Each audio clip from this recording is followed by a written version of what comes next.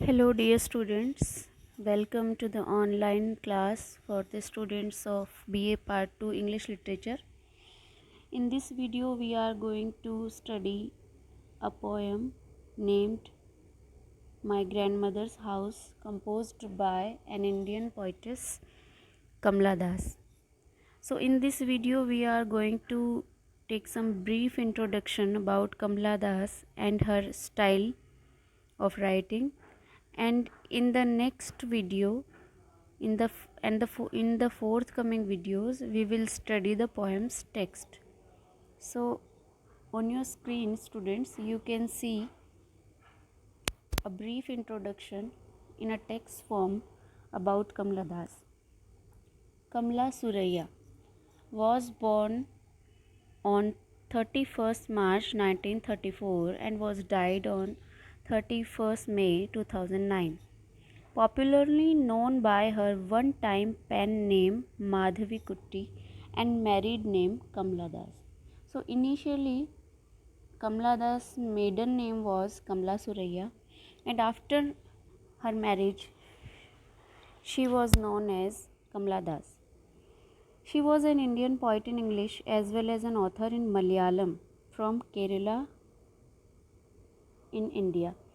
Her popularity in Kerala is based chiefly on her short stories and autobiography, while her oeuvre in English, written under the name Kamla Das, is noted for the poems and explicit autobiography.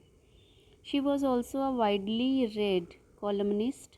Columnist means she usually write columns in most prestigious newspapers and wrote on diverse topics including women's issues, childcare, politics, among others. Now there is a brief intro about Kamla Das. As I have told you that she was born on 31st March 1934 in Madras in British India and was died on 31st May 2009 at Pune in Maharashtra in India. Resting place means where her body is buried. That is the place in India at Tiruvananthapuram. Her pen name was Madhavi Kutti. Her occupation was poet, novelist, and short story writer. She was an Indian. The genre in which she used to write was poetry, novel, short story, and memoirs. Her notable works are Ante Katha, means my story, and the next is Descendants. Notable awards that she got was Violar Award, Sahitya Academy Award, Asian Word Prize, Asian Poetry Prize, Kent Award. And now there is some information about her spouse, her children, and her relatives. Her open and honest treatment of female sexuality, free from any sense of guilt, infused her writing with power. So this is the style of Kamla Das, that she openly and boldly wrote about female sexuality. She got hope after freedom, but also marked her as an iconoclast in her generation. Iconoclast means one who breaks the so-called ideologies in society. On 31st May 2009, at the age of 75, she died at a hospital in Pune. Kamla Suraiya is essentially known for her bold and frank expression. The prominent features of her poetry are an acute obsession with love.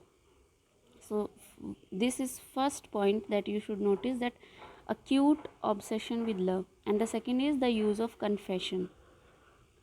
The main theme of her poetry is based upon freedom, love, and protection. She wrote on a diverse range of topics, often disparate, from the story of a poor old servant about the sexual disposition of upper middle class women living near a metropolitan city or in the middle of the ghetto.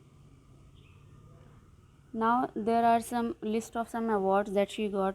Kamla Suraiya has received many awards for her literary contribution, including in 1963 she got Pan Asian Poetry Prize. In 1968 she got Kerala Sahitya Academy Award for Story. 1954, she was shortlisted for the Nobel Prize in Literature. And in 1985, she got Kendra Sahitya Academy Award in English for collected poems. In 1988, she got Kerala State Film Award for Best Story. And in 1997, she got Vailar Award. In 2006, honorary D.Litt by University of Calicut. And in 2006, Muthatu Warke Award she got. And in 2009, Ijutchan Award. So these are the awards that she got during her lifetime. My Grandmother's House. This poem first appeared in Kamala Das's first anthology of verse titled Summer Time in Calcutta. So, My Grandmother's House, this poem is extracted from the Summer Time in Calcutta that was published in 1965. It is also an autobiographical poem in which the poet's longing for her parental house in Malabar is movingly described. So, in this poem, My Grandmother's House, you can study the longing of Kamala Das for her parental house, and she is reminded of the ancestral house where she had received immense love, means very much love and affection from her grandmother. The poet's feminine sensibility finds its clearest loveless relationship in it. A note of pessimism runs throughout the action of the poem, because in this nostalgic poem she uh, thinks about, or she has a reminiscence about her past. It reveals the poet's painful, unfulfilled desire to visit her grandmother's house, to which she is deeply and emotionally attached. The poet is shocked to learn that the house is all in ruin after the death of her grandmother. She suffers in silence due to the wear and tear it has undergone in her absence. A death like silence reigns in her grandmother's house now. Moreover, the intensity of her grief is suggestively conveyed by the ellipsis in the form of a few dots in this section of the poem. So students, when we will read the text of this poem, we will get to know about the style and the language used by Kamala Das in this poem, and we go through the form of ellipses through some dots in the poem. It was her disenchantment with her loveless marriage that reminded her of her grandmother's pure and selfless love. So this is the hidden background about this poem, that this poem also includes disenchantment of Kamala Das with her loveless marriage. Her heart is itself like a dark window where the fresh air doesn't blow. The image of the house has stuck to her mind. The poet has also used the simile of a brooding dog to show her inability to pay a visit to her grandmother's house. She has also used suggestive visual imagery of blind eyes of the windows and the frozen air to convey the idea of death and desperation. So students, you can notice that the phrases that are here in inverted commas, these are the lines of the poem, and when we will study the poem's text, we will get to know about these phrases. So in this video we have discussed about Kamala Das, who is Kamala Das, and what were her characteristics, what were her writing styles. And in the next forthcoming video we will study the poem's text, My Grandmother's House, and we will do a critical appreciation of the same. So thank you all students.